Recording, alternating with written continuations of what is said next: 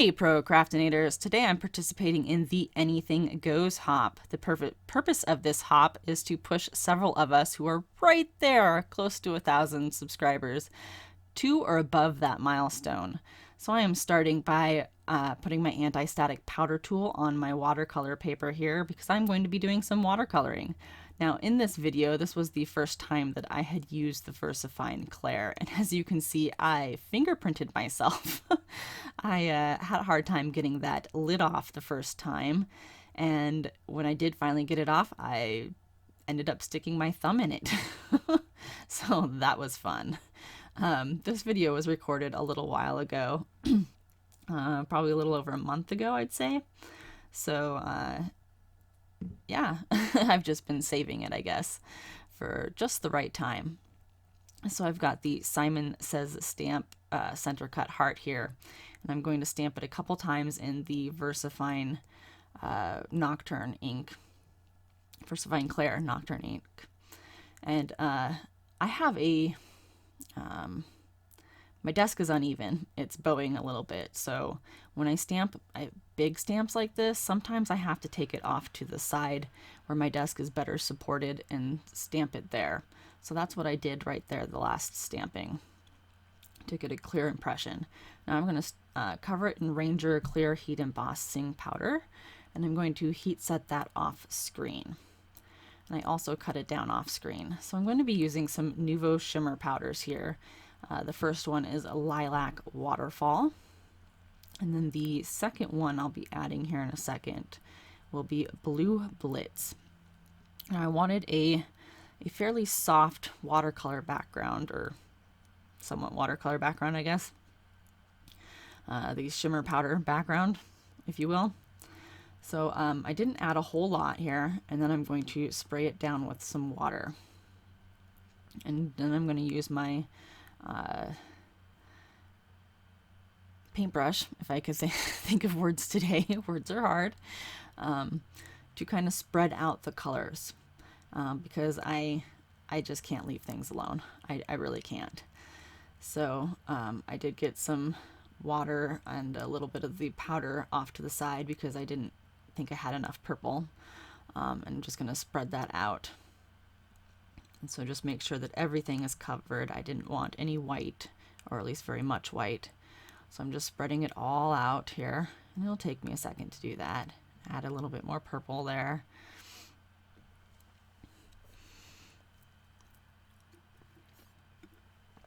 And when I'm done, I'm going to have a fairly light colored background.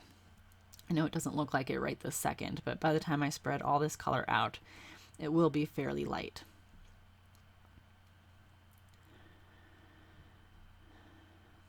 And I've got it sped up pretty quick, but it still takes me a second to do. And I like how the two colors blend together and make a new color, which is obviously something that watercolor does. But I do like that, that pretty color that it makes between the blue and the purple. Sorry about my focus there for a second. I try to keep my hand as low as possible so it doesn't do that, but sometimes it does anyway. And I'm just going to sop up some of the puddles.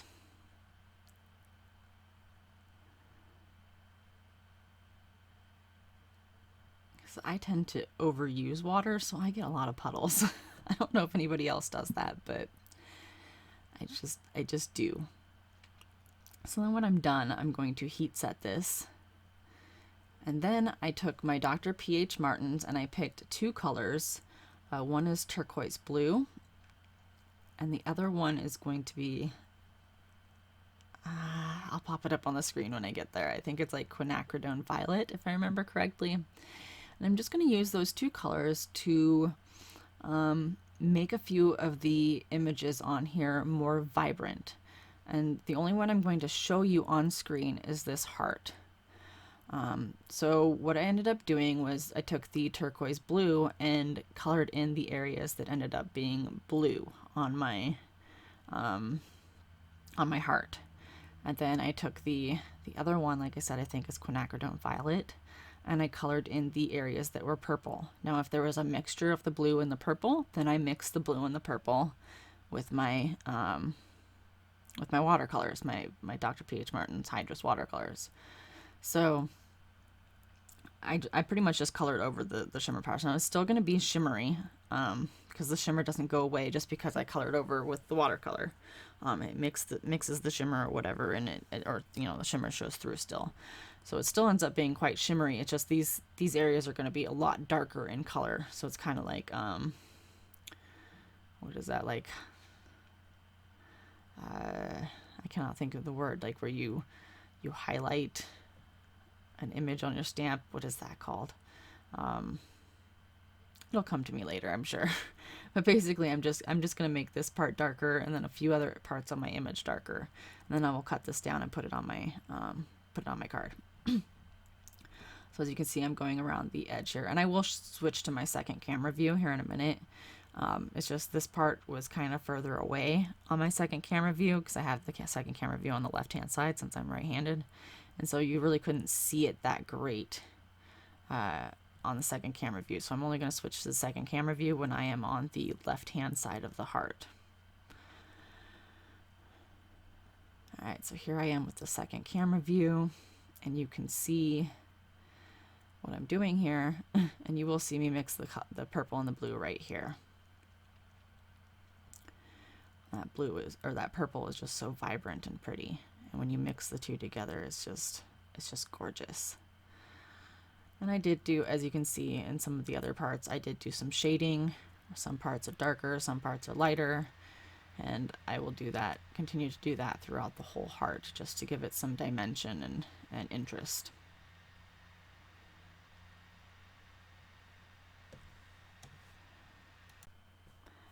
Ah, I remembered what it was called, spotlight stamping. That's what I was trying to think of earlier, where you have a brightly colored area and then not so brightly colored or black and white area. That's what I was trying to remember what the name of it was. So it's kind of like spotlight stamping or coloring or whatever you want to call it is what I was doing here. So that was kind of the effect that I was going for. Excuse me. So as you can see, I do a couple two-toned areas, but I was basically just kind of keeping with the randomness of the shimmer powder that I laid down. I just wanted to darken up some areas or highlight some areas. So here's the top view again. You can see all the areas that I've colored so far. Like I said, I'm not going to show all the coloring. I'm just going to show the coloring of this heart, and we're getting pretty close to being done. We're not too far off. So if you've been following my channel, you know that I have found a love for coloring this year in different mediums. I really enjoy watercoloring. I recently got a not a large collection, but a decent collection of Copics. So I'm learning how to use those more recently. But coloring has definitely been very therapeutic for me, even though I have messed up hands, so I can't do it often or for long periods, but it has been very therapeutic, and I do enjoy it. So I hope that you guys enjoy watching the coloring portions of my video. I try to be respectful of your time and not take up too much of it, but I am a rather slow colorer, so I don't want to speed it up so fast that it's not informative or helpful for the video, but I don't want to cut out so much of it that you don't get to enjoy any of it. So I hope that I'm keeping enough in that it's still helpful and enjoyable. So we're just going to finish up that last little bit of this heart now, and then we will move on to the assembly of the card. Just that last little bit. All right. So now I'm going to stamp the inside of my card. I have at this point cut down the front of the card, so that is what that little strip is off to the left hand side. I didn't want to waste any of my, well, I probably wasted a little bit. I probably kept that last little bit, but anyway, so that little strip off to the left hand side was part of the 6x6 background that I cut down, so I decided to use it on the inside of the card. So to place my inside sentiment, I put that strip off to the side so I knew where to place my sentiment. So the inside sentiment is from a honeybee stamp set. I popped it up on the screen. I don't remember what it was called. But I am doing some two-tone stamping with it with some Distress Oxides. I'm just lining up the last little bit of that sentiment because this the stamp set's really cool. It's got like happy, happier, happiest, and then you have a bunch of supporting sentiments that go with it. And I love stamp sets like that. It's the Honeybee Stamps Happiness stamp set. That's what it's called. So it's got like happy, happiest, happier, happiness, that kind of stuff. And the happy, of course. So I'm using Dusty Concord to do the last little bit of my two-tone stamping, or whatever you want to call it. So on the eye is where it's going to shift from the Mermaid Lagoon to the Dusty Concord. So you kind of want to mix those two colors together. So I went back and forth from the Mermaid Lagoon to the Dusty Concord to kind of get that eye to be two different colors. So you're kind of like almost like ink blending on the stamp. You want to get both those colors on there. And so I use a rag to kind of like pat away some of the color, so you so it's not full strength both times when I stamp both those colors, if that makes sense.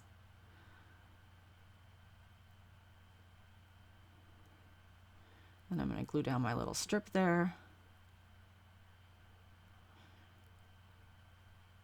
I like to, when I glue down strips like that, I like to raise up the card where it folds. That way I don't get too close to that fold and mess up the folding of my card. Let's cut off the excess, and then we're going to work on the front of the card. So I'm just going to glue the card front to a black mat, and it's just going to have a small 1/8 of an inch border all the way around it. So then when I glue the whole card panel there to my card base, that's also going to have a very small mat around that.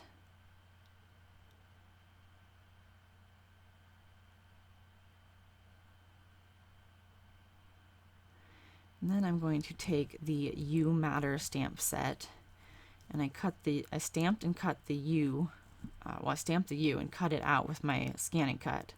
And then the supporting sentiment that says Happy Birthday to, I'm going to cut that out with the MFT slanted sentiment strip die. And pop that up with some foam tape.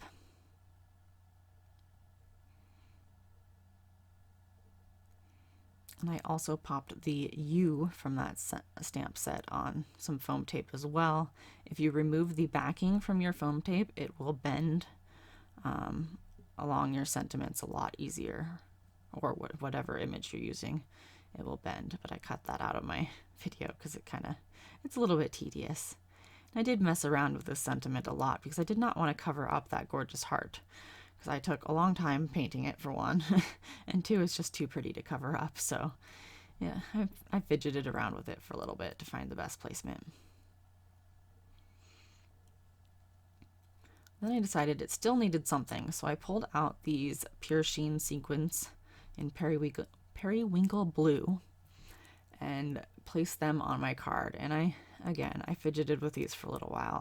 For whatever reason, I fidget with sequins a lot, and I'm sure I'm not the only one, but I did fidget with these for a little bit. I left some of the fidgeting in so you could kind of see my process. But more often than not, I stick with groups of 3 with embellishments like this.